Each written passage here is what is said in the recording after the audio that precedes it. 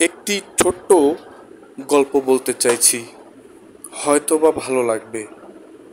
একসাথে বন্ধুর মতো শিকারে বেরিয়েছিল। কিছু দূর যাওয়ার পর তারা সামনে একটি সিংহ দেখতে পেল। বিপদ বুঝে শেয়ালটি আত্মরক্ষার জন্য সিংহের কাছে এগিয়ে গিয়ে প্রস্তাব দিল, মহারাজ, আপনি যদি আমাকে ছেড়ে দেওয়ার কথা দেন তাহলে আমি সেই গাধাটাকে একেবারে আপনার নাগালে এনে দিতে পারি।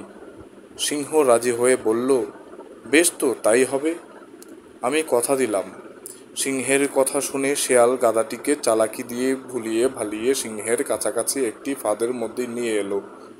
যখন সিংহ দেখল গাধাটার এখন আর পালানোর কোনো পথ নেই, তখন সে প্রথমে বিশ্বাসঘাতক শেয়ালটিকেই মেরে ফেলল।